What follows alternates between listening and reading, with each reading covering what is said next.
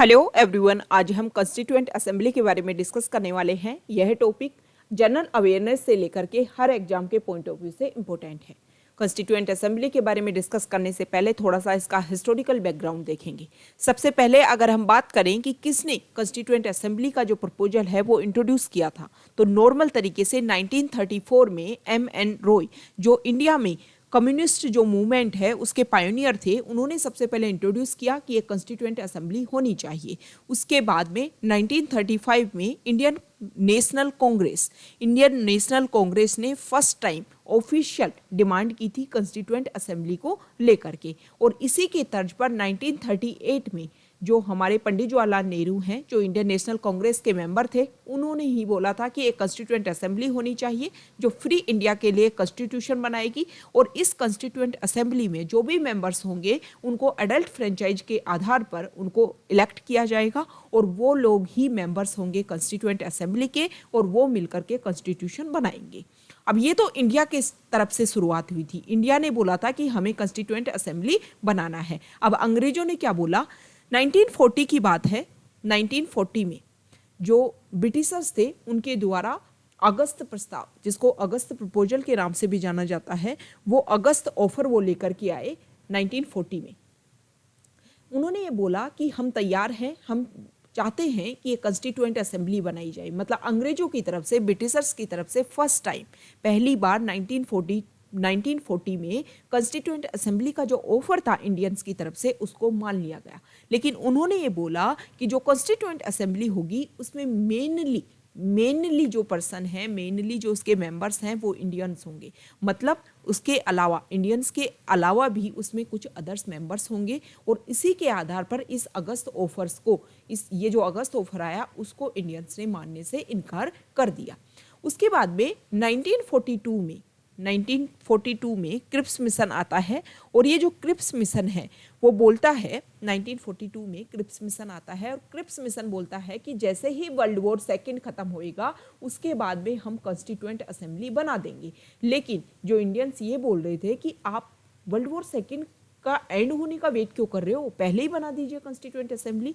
Indian national Congress की तरफ से जो महात्मा गांधी है, उन्होंने क्रिप्स मिशन को लेकर के, क्रिप्स मिशन ने जो ऑफर प्रस्तुत किया उसके लिए ये बोला कि ये जो ऑफर है वो तो किसी दिवालिया बैंक का पोस्ट डेटेड चेक जो होता है वो बोला। मतलब महात्मा गांधी ने इसके ऑफर के लिए ये स्टेटमेंट दिया। तो ये 1942 की तक की बात हो गई। 1942 के बाद में 1940 मतलब वर्ल्ड वॉर सेकंड खत्म हो जाता है। उसके बाद में जैसे ही वर्ल्ड वॉर सेकंड खत्म होता है, वहां पर क्लीमेंट एटली की सरकार बन जाती है, और जैसे ही एटली की सरकार बनती है, एटली 3 कैबिनेट जो मिनिस्टर्स हैं उनके ग्रुप को भेजता है, और वो जो ग्रुप है उसी को बोला जाता है कैबिनेट मिशन। ये जो कैबिनेट मिशन है, इनके 3 मेंबर होते हैं। ये जो 3 मेंबर हैं उसके नाम आपको ध्यान में रखना है। एक तो होते हैं सर स्टेफोर्ड क्रिप्स, जो 1942 में क्रिप्स मिशन लेकर के आए थे, वो ही मेंबर होते हैं सर स्टेफोर्ड क्रिप्स। इसके अलावा एक मेंबर इसके होते हैं एवी अलेक्जेंडर, और एक होते हैं सर पैथिक लॉरेंस। ये जो 3 मेंबर होते हैं ये कैबिनेट मिशन बनाते हैं, और इस कैबिनेट मिशन के रिकमेंडेशन के आधार पर ही जो कॉन्स्टिट्यूएंट असेंबली है हमारी इंडिया की वो बनती है। अब आपको ध्यान रखना है, इंपॉर्टेंट यहाँ पर स्टेटमेंट बन जाता है कि इंडिया की जो जिसने कॉन्स्टिट्यूशन को बनाया, कॉन्स्टिट्यूएंट असेंबली ने, वो किसके रिकमेंडेशन के आधार पर बनी, कैबिनेट मिशन की रिकमेंडेशन के आधार पर। और उसके 3 मेंबर्स थे, ये नाम आपको ध्यान में रखना है। और कैबिनेट मिशन को किसने बनाया, ब्रिटेन ने बनाया। ये बात भी आपको ध्यान में रखनी है। ये बात आगे जाकर के आपको समझ में आएगी कि क्यों इस बात को याद रखा जा रहा है। अब कैबिनेट मिशन ने जो अपनी रिकमेंडेशन दी उसमें उन्होंने बोला कि रिकमेंडेशन के आधार पर जो कॉन्स्टिट्यूएंट असेंबली बनेगी उसमें उन्होंने उसकी जो मेंबरशिप है कि कितने मेंबर्स बनेंगे ये सबको डिसाइड किया गया। तो कॉन्स्टिट्यूएंट असेंबली की अगर हम बात करें तो ओरिजिनली उसमें डिसाइड किया गया कि 389 उसके मेंबर्स होंगे। अब ये जो 389 मेंबर्स हैं, अब आप बोलोगे कि 389 ये जो डिजिट है ये ही क्यों डिसाइड की गई, इससे भाई जो फिक्स नंबर है, जैसे 400 नंबर या फिर 350, ऐसे भी तो डिसाइड कर सकते थे ना। तो इसका मेन कारण ये है कि जब ये कैबिनेट मिशन आया उस समय हमारी इंडिया की पॉपुलेशन थी 40 करोड़, और ये माना गया कि कम से कम 10 लाख जो लोग हैं, 10 लाख लोगों को रिप्रेजेंट करेगा एक मेंबर। इस कॉन्स्टिट्यूएंट असेंबली का एक मेंबर रिप्रेजेंट करेगा 10 लाख लोगों को, इसीलिए 389 मेंबर्स इसके बनाए गए कॉन्स्टिट्यूएंट असेंबली के। अभी जो 389 मेंबर्स हैं इनको भी दो भागों में बांट दिया गया। 389 मेंबर्स में 296 जो सीट है वो ब्रिटिश प्रोविंसेज को दिए गई, ब्रिटिश प्रोविंसेज को दिए गए, और इसमें से 93 जो सीट्स हैं वो दी गई प्रिंसली स्टेट्स को। अब आपके समझ में नहीं आ रहा होगा कि ये जो अलग अलग जो नाम लिए गए हैं ये क्या हैं, हम यहाँ से समझते हैं। देखो, जब हमारे ऊपर ब्रिटिशर्स का रूल था उस समय इंडिया दो पार्ट में डिवाइड था। मान लो ये इंडिया है, आप इस तरीके से इंडिया को समझ सकते हो। तो कुछ पार्ट ऐसा था जो डायरेक्टली अंग्रेजों के द्वारा वहाँ पर रूल किया जाता था। ऐसा जो एरिया था जिसको प्रिंसली स्टेट के नाम से ऐसा जो स्टेट था, ऐसा जो एरिया था उसको जाना जाता था ब्रिटिश प्रोविंसेज के नाम से, ब्रिटिश प्रोविंसेज के नाम से। और कुछ एरिया ऐसा था जहाँ पर जो हमारे इंडियन रूलर्स थे वहाँ उनका शासन था। रूलर्स थे, शासक थे, ओके, किंग्स थे, मतलब हमारी जो देसी रियासतें थी, जो प्रिंसली स्टेट थे, उनका शासन था। तो इस एरिया को क्या बोला जाता है? प्रिंसली स्टेट बोला जाता है, ठीक है। तो 93 सीट कहाँ बांट दी? देसी राजाओं में बांट दी, और जो 296 सीट थी वो डायरेक्ट दे दी ब्रिटिश प्रोविंसेज को, मतलब अंग्रेजों को। अब ये जो ब्रिटिश प्रोविंसेज हैं ये भी दो पार्ट में डिवाइड थे, मतलब 296 जो सीट हैं उनको भी दो भागों में बांटा गया। 292 जो सीट्स हैं वो 11 गवर्नर्स के द्वारा डायरेक्टली एडमिनिस्ट्रेट किए जाते थे, उन स्टेट्स को दिए गए, ठीक है। और 4 सीट दिए गए चीफ कमिश्नर प्रोविंसेज को। अब आप सोच रहे होंगे कि ये जो चीफ कमिश्नर प्रोविंसेज हैं ये क्या है? प्रेजेंट टाइम में अगर हम बात करें, इस टाइम की अगर हम बात करें तो हमारे इंडिया में इस समय कुछ यूटीज़ हैं, यूनियन टेरिटरी हैं। उस समय ही, उस प्रेजेंट टाइम के यूटी के अकॉर्डिंग ही उस टाइम भी 4 ऐसे एरिया थे जो डायरेक्टली यूटी की तरह ही थे, जिनको चीफ कमिश्नर प्रोविंसेज के नाम से जाना जाता था। अब ये 4 जो प्रोविंसेज थे वो कौन कौन से थे, इसका नाम आपको ध्यान में रखना है। एक तो दिल्ली था, इसके अलावा अजमेर मेरवाड़ा, ये एरिया पड़ता है राजस्थान में। इसके अलावा एक एरिया था कुर्ग जो है प्रेजेंट टाइम में कर्नाटका में गिरता है। और 4th एरिया था ब्रिटिश बलूचिस्तान।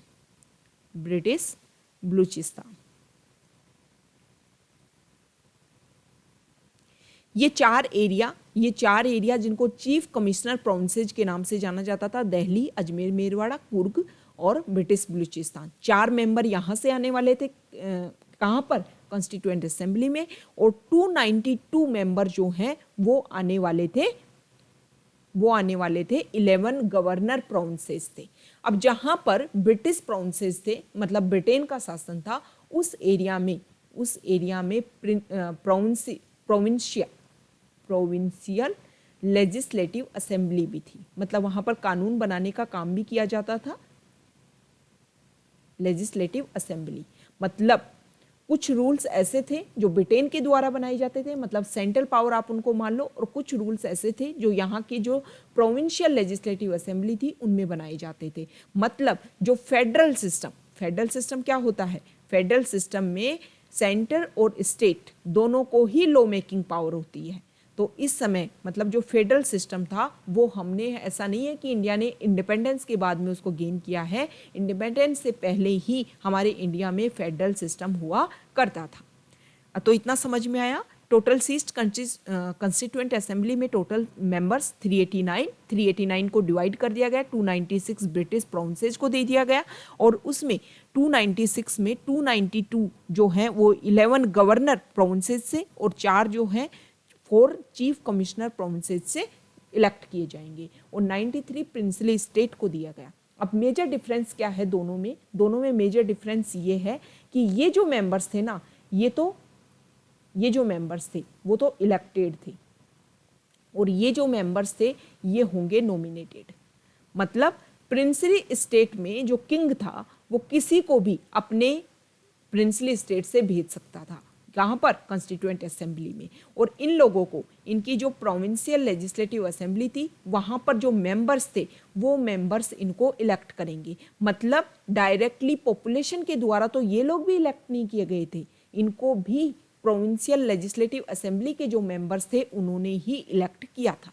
अब इससे चीज से क्या समझ में आता है? एक स्टेटमेंट निकल करके आता है कि जो कॉन्स्टिट्यूएंट असेंबली थी, कॉन्स्टिट्यूएंट असेंबली जो थी वो पार्शली इलेक्टेड और पार्शली नॉमिनेटेड थी। ये बात आपको ध्यान में होना चाहिए। ये इंपॉर्टेंट स्टेटमेंट हो गया, ये आपको याद होना चाहिए, ठीक है। Partially nominated and partially elected. अब इतनी बात आपके समझ में आ गई। चुनाव हो गए, चुनाव होने के बाद में रिजल्ट आया, इलेक्शन हो गए, और इलेक्शन होने के बाद में, इलेक्शन होने से पहले आप एक बात और समझ लीजिए कि जो ब्रिटिश प्रोविंसेस थे वहाँ पर जो सीट हैं, जो सीट दी गई वो थ्री प्रिंसिपल कम्युनिटीज़ के बीच में बांटी गई, जिसमें मुस्लिम थे, सिख थे और जनरल थे।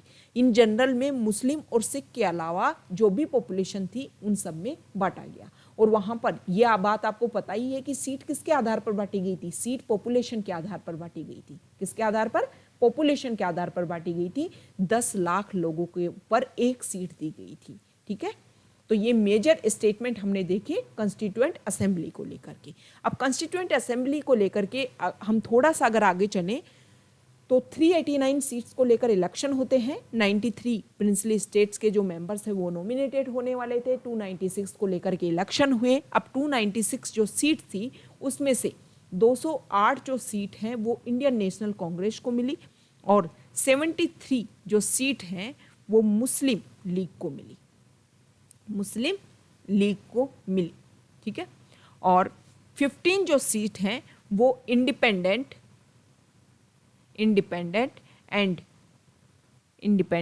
एंड स्मॉल ग्रुप्स के जो मेंबर्स थे उनको मिली। मतलब कुछ ऐसे लोग थे जिन्होंने इंडिपेंडेंट भी इस इलेक्शन में पार्टिसिपेट किया था, वो लोग जीत करके आए 15 सीट के ऊपर। इस तरीके से सीट का डिवीजन हो गया और इलेक्शन होने के बाद में कॉन्स्टिट्यूएंट असेंबली बन गई। अब कॉन्स्टिट्यूएंट असेंबली को लेकर के एक बात और आपको ध्यान में रखनी है। ज़्यादातर जो मेजर लीडर्स थे वो कॉन्स्टिट्यूएंट असेंबली के मेंबर्स थे, लेकिन महात्मा गांधी जो थे वो कॉन्स्टिट्यूएंट असेंबली के मेंबर नहीं थे। ये इंपॉर्टेंट बात हो जाती है। इस कॉन्स्टिट्यूएंट असेंबली में जो महिलाओं की संख्या थी वो 9 थी। ये आपको बात ध्यान में रखनी है। अब क्या होता है कि कॉन्स्टिट्यूएंट असेंबली बन जाती है, उसके बाद में कॉन्स्टिट्यूएंट असेंबली की जो फर्स्ट मीटिंग होती है वो होती है 9 दिसंबर 1946 को। 9 दिसंबर 1946 को यहाँ देखिए, first meeting of constituent assembly की फर्स्ट मीटिंग होती है 9 दिसंबर 1946 को। और इसके जो हेड बनाए जाते हैं, जो प्रेसिडेंट बनाए जाते हैं, हालांकि जो प्रेसिडेंट होते हैं वो टेम्परेरी होते हैं, मतलब कुछ समय के लिए, अल्पकाल के लिए, और वो होते हैं, उनका नाम होता है डॉक्टर सच्चिदानंद सिन्हा। फ्रेंच प्रैक्टिस को मानते हुए, फ्रेंच प्रैक्टिस के अकॉर्डिंग कि जो भी कॉन्स्टिट्यूएंट असेंबली में सबसे ज़्यादा एज का मेंबर है उसको हेड बना दिया जाए, तो उसी को फॉलो करते हुए, फ्रेंच प्रैक्टिस को फॉलो करते हुए डॉक्टर सच्चिदानंद सिन्हा सबसे ज़्यादा एज के थे, इसीलिए उनको टेम्परेरी प्रेसिडेंट नियुक्त कर दिया जाता है, ठीक है। अब नेक्स्ट अगर हम देखें, ये हो गया 9 दिसंबर को फर्स्ट मीटिंग हुई। आपको ध्यान रखना है फर्स्ट मीटिंग कब हुई? 9 दिसंबर को। उसके बाद में 11 दिसंबर को दूसरी मीटिंग होती है। ये डॉक्टर सच्चिदानंद सिन्हा सिर्फ कुछ समय के लिए ही, 2 दिन के लिए हेड रहते हैं। 11 दिसंबर 1946 को डॉक्टर राजेंद्र प्रसाद को परमानेंट हेड बना दिया जाता है कॉन्स्टिट्यूएंट असेंबली का, डॉक्टर राजेंद्र प्रसाद को। उसके बाद में इसका जो कॉन्स्टिट्यूएंट असेंबली का जो फर्स्ट सेशन होता है, फर्स्ट सेशन, अब मीटिंग और सेशन में अंतर क्या होता है, सबसे पहले तो आपको ये देखना है। मीटिंग में मुलाकात होती है, सेशन में वर्क होता है। मतलब मीटिंग में वो लोग इलेक्ट हुए थे तो नॉर्मली मिले, सेशन में क्या हुआ कि जिस काम के लिए उनको बनाया गया है कॉन्स्टिट्यूएंट असेंबली को, उस काम के लिए उन्होंने काम करना स्टार्ट कर दिया। और 13 दिसंबर 1946 को पंडित नेहरू के द्वारा ऑब्जेक्टिव रेजोल्यूशन पारित किया गया, रखा गया। ऑब्जेक्टिव रेजोल्यूशन को कॉन्स्टिट्यूएंट असेंबली में रखा गया। अब ये ऑब्जेक्टिव रेजोल्यूशन क्या है इसको भी हम समझेंगे। 13 दिसंबर 1946 को पंडित नेहरू ने ऑब्जेक्टिव रेजोल्यूशन को रखा और 22 जनवरी 1947 को कॉन्स्टिट्यूएंट असेंबली ने सर्वसम्मति से, मतलब बिना किसी विरोध के, इस ऑब्जेक्टिव रेजोल्यूशन को पास कर दिया। ये आपको बात ध्यान में रखनी है। इसके अलावा आपको ये बात ध्यान में रखनी है कि हमारा प्रेजेंट टाइम का जो प्रीएम्बल है कॉन्स्टिट्यूएंट असेंबली कॉन्स्टिट्यूशन का, वो ऑब्जेक्टिव रेजोल्यूशन का एक चेंज पार्ट ही है। मतलब ऑब्जेक्टिव रेजोल्यूशन में कुछ चेंज किए गए और वो प्रेजेंट टाइम का प्रीएम्बल बन गया। अब ये ऑब्जेक्टिव रेजोल्यूशन क्या होता है, 2 एग्जाम्पल के थ्रू हम समझेंगे, जो आपको इजी लगे उसके थ्रू आप याद रख लीजिए। मान लो कोई गर्ल है, उस गर्ल से ये पूछा जाता है कि आपकी शादी, उस गर्ल की शादी होने वाली है, उससे पूछा जाता है उसकी फैमिली के द्वारा कि आपकी आशाएं क्या हैं, एस्पायरेशंस क्या हैं अपने फ्यूचर हस्बैंड के लिए। तो वो गर्ल बोलती है कि मेरे जो हस्बैंड है वो होने चाहिए सुंदर, पढ़े लिखे, सुशील, पढ़े लिखे और इसके अलावा बहुत ही अच्छे इंसान। ये वो अपनी मानती है। इसके अलावा और भी रिक्वायरमेंट, जैसे फिजिकल रिक्वायरमेंट की टॉल होने चाहिए, ये सारी। अगर आप किसी बॉय से पूछोगे तो वो भी अपनी वाइफ के लिए, फ्यूचर वाइफ के लिए सेम इसी तरीके की रिक्वायरमेंट रखेंगी। सुंदर हो, सुशील हो, पढ़ी लिखी हो और अच्छे विचारों वाली लड़की हो। ये बात दोनों ने अपनी रिक्वायरमेंट रखी। इसी के आधार पर आप समझ सकते हो। मतलब अब देखो, जो मिलेगा, जिससे शादी होगी, वो बात अलग है, लेकिन ये क्या है, ये है एस्पायरेशन, उनकी आशाएं कि हाँ ऐसा होना चाहिए। मतलब उनके सपनों का राजकुमार इस तरीके का होना चाहिए और उनके सपनों की जो वाइफ है वो इस तरीके की होनी चाहिए। ये उनकी एस्पायरेशन है। तो सेम तरीके से जो ऑब्जेक्टिव रेजोल्यूशन है वो हमारा जो गर्ल के लिए, बॉय के लिए, जो उनका एक रफ स्केच था। मतलब देखो, उस रफ स्केच में कौन फिट बैठता है वो बात दूसरी है, लेकिन जो रफ स्केच उन्होंने बना रखा था अपने फ्यूचर के लिए, वो ही ऑब्जेक्टिव रेजोल्यूशन हमारे कॉन्स्टिट्यूशन का रफ स्केच था। मतलब एक आउटलाइन। देखो, हमारे कॉन्स्टिट्यूशन को बनाने के लिए हमें एक ब्रॉड लाइन तो चाहिए ना, कि हमारे कॉन्स्टिट्यूशन में क्या क्या होगा। हमारा जो इंडिया होगा वो भाई डेमोक्रेटिक होगा, सोवरिन होगा। इसके अलावा और भी सारी चीज़ें, हमें बहुत सारी फ्रीडम दी जाएंगी, फ्रीडम की बात की जाएगी उसमें, और बहुत सारी हमें छूट दी जाएगी। इसके अलावा जो ऑब्जेक्टिव रेजोल्यूशन है उसमें वर्ल्ड पीस की भी बात की गई थी। ठीक है, कि ना सिर्फ हम हमारी कंट्री के लिए काम करेंगे, बल्कि हमारा जो पूरा वर्ल्ड है उसके पीस के लिए एस्टेब्लिश करेंगे, उसको पीस को, वर्ल्ड पीस को एस्टेब्लिश करने का काम करेंगे। तो एक आउटलाइन रखी और इन आउटलाइन के आधार पर हम हमारा कॉन्स्टिट्यूशन बनाने वाले थे। तो अगर ऑब्जेक्टिव रेजोल्यूशन के लिए पूछा जाए तो आपको पता होना चाहिए कि ये एक आउटर स्केच है, एक रफ स्केच है, एक आउटलाइन है। जो हमारा कॉन्स्टिट्यूशन बनेगा उसकी एक आउटलाइन आप ऑब्जेक्टिव रेजोल्यूशन को मान सकते हो। अब दूसरी स्टोरी से आप समझिए। मान लो आप कोई मूवी बनाने वाले हो, और मूवी बनाने के लिए आपको क्या क्या चाहिए। सबसे पहले आपके पास मनी होना चाहिए, आपके पास में स्टार कास्ट होनी चाहिए, एक अच्छा प्रोडक्शन हाउस होना चाहिए। इसके अलावा आपके पास एक स्टोरी होनी चाहिए। स्टोरी से भी ज़्यादा इम्पोर्टेंट होता है कि वो स्टोरी जो है, वो कहानी जो है, उसकी थीम क्या होगी। थीम समझ रहे हो आप? थीम मतलब वो स्टोरी एक कॉमेडी होगी, एक हॉरर मूवी होगी, या किस तरह की स्टोरी जो है उसको किस थीम के आधार पर आप रखोगे। स्टोरी हो गई, थीम हो गई, और थीम स्टोरी में आप थीम डालोगे और थीम डाल करके सामने आएगी मूवी। इस चीज को आप इस तरीके से समझ सकते हो कि जो थीम है, थीम जरूरी है, क्योंकि जब तक थीम नहीं होगी तो आपके जो भी कैरेक्टर हैं उन थीम के अकॉर्डिंग बिहेव नहीं करेंगे तो आपकी जो मूवी है वो शानदार निकल करके नहीं आएगी। तो थीम क्या है? थीम होगी ऑब्जेक्टिव रिजोल्यूशन। थीम है ऑब्जेक्टिव रिजोल्यूशन। और थीम के आधार पर जो स्टोरी है, थीम से क्या निकल करके आएगा? स्टोरी निकल करके आएगी। और स्टोरी मतलब मूवी निकल करके आएगी। और वो स्टोरी क्या है? वो है हमारा कॉन्स्टिट्यूशन। ठीक है, मूवी बन गई। मूवी को रिलीज करने के लिए क्या किया जाता है? उसका एक ट्रेलर लॉन्च किया जाता है। और ये ट्रेलर क्या हो गया? ट्रेलर हो गया प्रीएम्बल। प्रीएम्बल, ठीक है। तो इस तरीके से आप समझ सकते हो, दो तरीके से आपको समझाया गया कि ऑब्जेक्टिव रिजोल्यूशन क्या है। ऑब्जेक्टिव रिजोल्यूशन ये है कि आपके लिए कुछ बनने वाला है, उस बनने से पहले आप उसका एक नक्शा, एक मैप आप माइंड में रखते हो। आपको घर बनाना है, घर बनाने से पहले आप उसका आउटर स्केच रखते हो, आप एक मैप बनवाते हो और उस मैप के थ्रू अपना घर जो है, हाउस जो है, उसको तैयार करवाते हो। हालांकि उसमें समय के साथ में कुछ चेंजेज आप कर सकते हो, कुछ बदलाव भी करते हो कि नहीं ये पहले यहाँ सही लग रहा था मैप में, लेकिन अब यहाँ सही नहीं है, मतलब इसमें कुछ चेंज किया जाए। तो एक आउटर जो मैप है वो होता है ऑब्जेक्टिव रिजोल्यूशन। अब ऑब्जेक्टिव रिजोल्यूशन को 13 दिसंबर 1946 को इंट्रोड्यूस किया गया और उसको पास किया गया 22 जनवरी 1946 को। तो ये हमने देखा ऑब्जेक्टिव रिजोल्यूशन के बारे में, कॉन्स्टिट्यूएंट असेंबली ने किस तरीके से वर्क किया ये हमने देखा। अब 9 दिसंबर 1946 को कॉन्स्टिट्यूएंट असेंबली की फर्स्ट मीटिंग हुई, ये हमने डिस्कस किया, लेकिन उसमें सिर्फ 211 मेंबर्स ने ही पार्टिसिपेट किया था। अब इसका मेजर रीजन ये माना जाता है कि जो मुस्लिम लीग है उसने इसको बाइकआउट कर दिया था।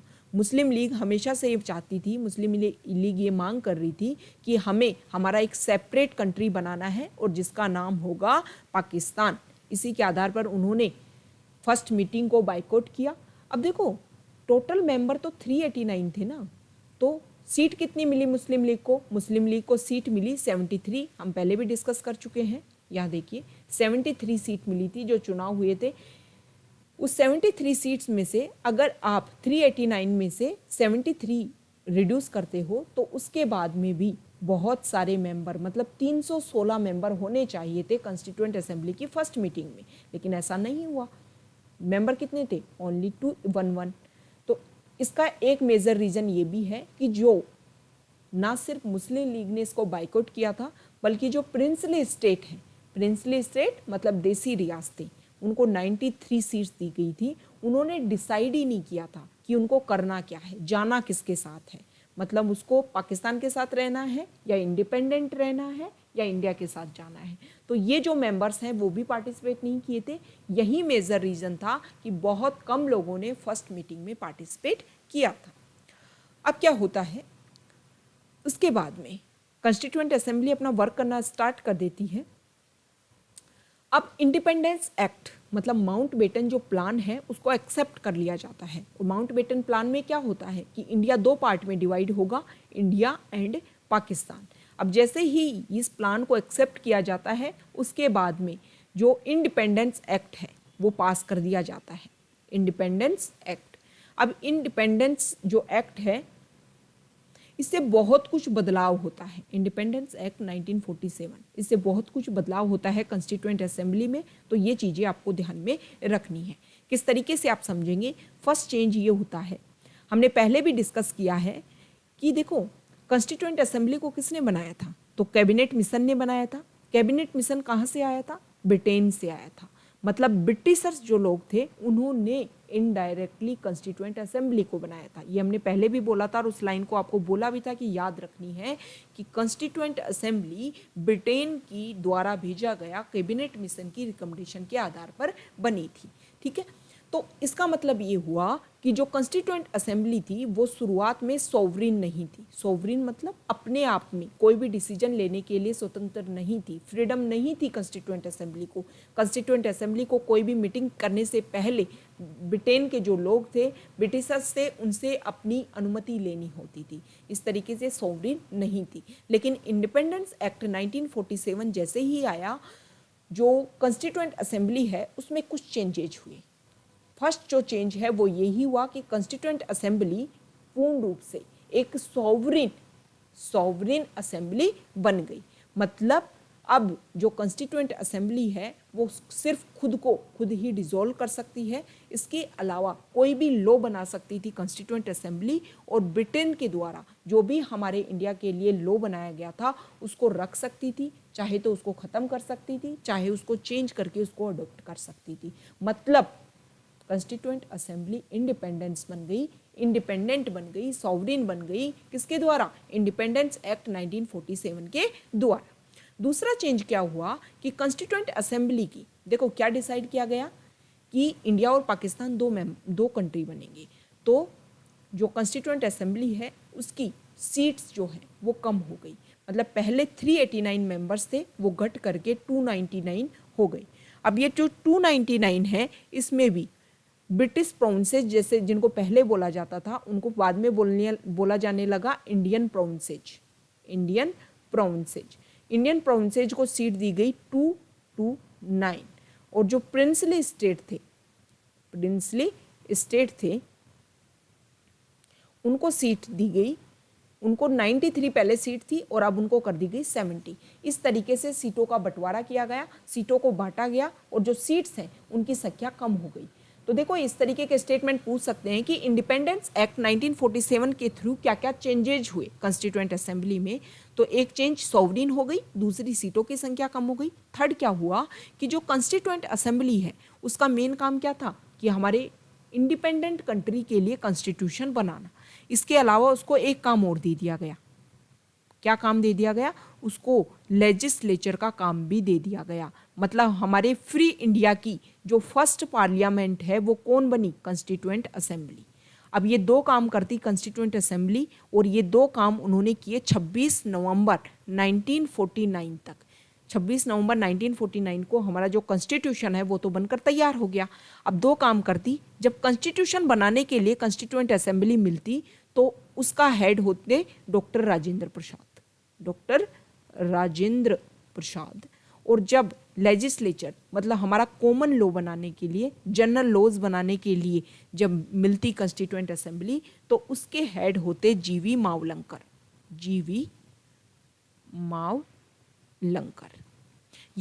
ये दोनों जो स्टेटमेंट है, ये दोनों जो नाम है वो आपको ध्यान में रखना है। तो ये तीन मेजर चेंज हुए कॉन्स्टिट्यूएंट असेंबली में थ्रू इंडिपेंडेंस एक्ट 1947।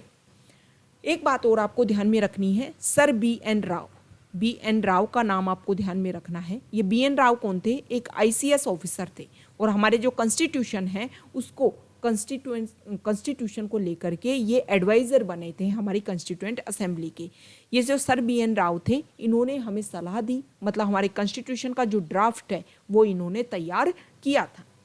अब कॉन्स्टिट्यूएंट असेंबली ने दो मेजर काम किए, एक तो कॉन्स्टिट्यूशन बनाया हमारे फ्री कंट्री के लिए, और एक हमारे जो कॉमन लॉज हैं उनको बनाया। मतलब हमारी फर्स्ट पार्लियामेंट के रूप में भी उन्होंने काम किया। और 1951-52 में जब जनरल इलेक्शन हुए तब तक ये constituent assembly as a legislature या फिर एज ए पार्लियामेंट के रूप में काम करती रही। इसके अलावा ये दो मेजर काम किए, इसके अलावा और भी कुछ वर्क्स हैं, कुछ फंक्शंस हैं जो कॉन्स्टिट्यूएंट असेंबली ने परफॉर्म किए थे। जैसे कि पहला देखते हैं कि मई 1949 में कॉन्स्टिट्यूएंट असेंबली ने कॉमनवेल्थ की जो इंडिया की मेंबरशिप है उसको रेटिफाइड किया था कि इंडिया कॉमनवेल्थ का मेंबर है, इसको रेटिफाइड किया। दूसरा, उन्होंने कॉन्स्टिट्यूएंट असेंबली ने जो हमारा नेशनल फ्लैग उसको जुलाई 22, 1947 को अडोप्ट किया था। ठीक है, अडोप्टेड किया था।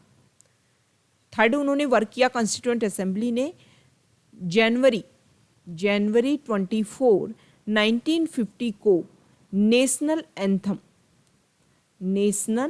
एंथम को अडोप्ट किया था। ठीक है, और यहाँ देखिए जनवरी 24, 1950 को ही उन्होंने नेशनल सॉन्ग को अडोप्ट किया था। नेशनल सॉन्ग को अडोप्ट किया था। अब नेशनल सॉन्ग और एंथम में क्या डिफरेंस है ये आपको पता होना चाहिए। इसके अलावा जनवरी 24, 1950 को उन्होंने डॉक्टर राजेंद्र प्रसाद जो कॉन्स्टिट्यूएंट असेंबली के हेड थे उनको हमारे इंडिया का फर्स्ट प्रेसिडेंट के रूप में भी इलेक्ट किया था। फर्स्ट प्रेसिडेंट के रूप में इलेक्ट किया था। तो देखो दो काम तो उन्होंने किए ही, इसके अलावा ये अदर वर्क्स भी कॉन्स्टिट्यूएंट असेंबली ने किए थे। ठीक है, कॉमनवेल्थ की जो मेंबरशिप है उसको रेटिफाइड किया, नेशनल फ्लैग को अडोप्ट किया, नेशनल एंथम को अडोप्ट किया, नेशनल सॉन्ग को अडोप्ट किया, doctor Rajendra Prasad first president उनको इलेक्ट किया। इस तरीके से आपको ध्यान होना चाहिए कि जो कॉन्स्टिट्यूएंट असेंबली है उनके 11 सेशन हुए थे। 11 सेशन हुए और जो लास्ट सेशन था वो 24 जनवरी 1950 को हुआ था। ठीक है, तो ये कॉन्स्टिट्यूएंट असेंबली के बेसिक फैक्ट्स हमने देखे। इसकी कुछ कमेटीज़ हैं जिनको हम किसी अदर वीडियोस में अच्छे से डिस्कस करेंगे। अब कॉन्स्टिट्यूएंट असेंबली को लेकर के कुछ क्रिटिसिज्म हैं। बहुत सारे लोग जो हैं वो कॉन्स्टिट्यूएंट असेंबली को क्रिटिसाइज करते हैं। अब क्रिटिसाइज करने के कई कारण हैं, तो हम मेजर कारण देखेंगे कि क्रिटिसिज्म क्यों किया जाता है कॉन्स्टिट्यूएंट असेंबली का। इतना अच्छा वर्क किया, हमारे इंडिया को इतना अच्छा कॉन्स्टिट्यूशन दिया, फिर भी उसका क्रिटिसिज्म किया जाता है। पहला क्रिटिसिज्म ये है कि ये जो कॉन्स्टिट्यूएंट असेंबली है वो एक रिप्रेजेंटेटिव बॉडी नहीं थी। ये बोला जाता है क्रिटिक्स के द्वारा कि ये जो कॉन्स्टिट्यूएंट असेंबली है वो एक रिप्रेजेंटेटिव बॉडी नहीं थी। मतलब जो इसके मेंबर्स थे वो डायरेक्टली इलेक्टेड नहीं थे by the population of India. इसके अलावा वो किसके द्वारा, कैबिनेट मिशन के थ्रू उनको बनाया गया था। कैबिनेट मिशन ने रिकमेंडेशन दी और उसी के आधार पर कॉन्स्टिट्यूएंट असेंबली को बनाया गया था। दूसरी बात ये बोली जाती है कि जो कॉन्स्टिट्यूएंट असेंबली है वो एक सॉवरेन बॉडी नहीं थी। सॉवरेन बॉडी मतलब अपने लिए डिसीजन लेने वाली, खुद के डिसीजन खुद ले। तो हमें पता है कि कैबिनेट मिशन ने बनाया तो पहले जो ब्रिटेन है वो उनको अनुमति देता था कि हाँ आप अपनी मीटिंग कर सकते हो, अपना सेशन रख सकते हो, लेकिन बाद में इंडिपेंडेंस एक्ट के थ्रू जो कॉन्स्टिट्यूएंट असेंबली है वो अपने आप में सॉवरेन हो गई थी। नेक्स्ट है टाइम कंज्यूमिंग को लेकर के भी क्रिटिसिज्म किया जाता है। क्यों? देखो ये बोला जाता है कि हमारे कॉन्स्टिट्यूशन को बनने में 2 years 11 months, इसके अलावा 18 days लग गए। बल्कि अमेरिका का जो कॉन्स्टिट्यूशन है काफ़ी रिजिड कॉन्स्टिट्यूशन है और उन्होंने सिर्फ वहाँ पर 4 months में अपना कॉन्स्टिट्यूशन बना लिया था। इसीलिए कॉन्स्टिट्यूएंट असेंबली के एक मेंबर भी थे जिनका नाम है नज़ीरुद्दीन अहमद। उन्होंने तो इस कॉन्स्टिट्यूएंट असेंबली को लेकर के ये बोला था कि ये एक ड्रिफ्टिंग कमेटी है। देखो इस तरीके के जो स्टेटमेंट है वो पूछ लिए जाते हैं, तो आपको ध्यान होना चाहिए कि ड्रिफ्टिंग कमेटी कॉन्स्टिट्यूएंट असेंबली को किसने बोला था, तो नज़ीरुद्दीन अहमद ने बोला था। इसके अलावा ये बोला जाता है कि जो कॉन्स्टिट्यूएंट असेंबली है वो डोमिनेटेड बाय कांग्रेस, मतलब इसके ज़्यादातर जो मेंबर्स थे वो कांग्रेस, इंडियन नेशनल कांग्रेस जो कमेटी थी उसी के मेंबर्स थे। ठीक है, इसीलिए जो कॉन्स्टिट्यूएंट असेंबली है उसको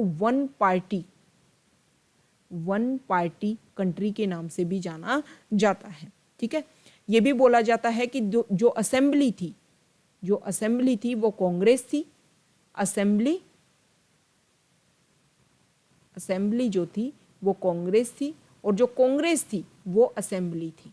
मतलब दोनों एक ही थी, कुछ भी अलग नहीं था, क्योंकि इसके ज़्यादातर जो मेंबर थे वो किसके द्वारा, कांग्रेस के ही मेंबर थे। और नेक्स्ट बोला जाता है dominated by lawyer and politician. ये बोला जाता है कि कॉन्स्टिट्यूएंट असेंबली में ज़्यादातर जो मेंबर्स थे वो लॉयर्स थे या फिर पॉलिटिशियन थे। यही मेजर रीजन है कि जो हमारा जो कॉन्स्टिट्यूशन है इंडिया का वो बहुत ही ज़्यादा बड़ा बना था और बहुत ही ज़्यादा बल्कि था और बहुत ही ज़्यादा उसकी जो लैंग्वेज है वो हार्ड है। इस कॉन्स्टिट्यूशन के बल्कीनेस का और इसकी जो कॉम्प्लिकेटेड लैंग्वेज है उसका मेजर रीजन ही है कि यहाँ पर कॉन्स्टिट्यूएंट असेंबली में लॉयर और पॉलिटिशियन का डोमिनेशन था। ठीक है, नेक्स्ट बोला जाता है डोमिनेटेड बाय हिंदूज, मतलब कॉन्स्टिट्यूएंट असेंबली में जो ज़्यादातर मेंबर्स थे वो हिंदूज थे। ये भी क्रिटिसिज्म किया जाता है कॉन्स्टिट्यूएंट असेंबली को लेकर के। अब कुछ बेसिक फैक्ट्स हम देख लेते हैं, ये हमारे लिए काफ़ी इंपॉर्टेंट होंगे। कॉन्स्टिट्यूएंट असेंबली के सिंबल के रूप में या फिर सील आप बोल सकते हो, तो इसके लिए यूज किया गया एलिफेंट को। इसके अलावा सर बी एन राव को आपने देख ही लिया कि वो कॉन्स्टिट्यूएंट असेंबली के बी एन राव जो थे वो लीगल एडवाइजर थे, एक तरीके से लीगल एडवाइजर। अब इसको देख करके आपको लगेगा कि वो कॉन्स्टिट्यूएंट असेंबली के मेंबर थे, नहीं वो मेंबर नहीं थे, वो एक आईसीएस अधिकारी थे और उन्होंने सिर्फ और सिर्फ अपनी क्या दी थी, उन्होंने अपनी एडवाइस दी थी कॉन्स्टिट्यूएंट असेंबली को। इसके अलावा कॉन्स्टिट्यूएंट असेंबली के जो सेक्रेटरी थे उनका नाम था HVR अयंगर, ठीक है। तो ये हमने कॉन्स्टिट्यूएंट असेंबली को लेकर के मेजर जो डिस्कशन है वो किया। इसके अलावा इसकी बहुत सारी कमेटीज़ बनी थी कॉन्स्टिट्यूएंट असेंबली को लेकर के, उनको भी हम धीरे धीरे डिस्कस करेंगे किसी अदर वीडियोस में। मैं होप करती हूँ कि आपको कॉन्स्टिट्यूएंट असेंबली से रिलेटेड जो भी टॉपिक्स हैं, जो भी फैक्ट्स हैं, वो सब कुछ आपको समझ में आ गया होगा, ठीक है। ओके।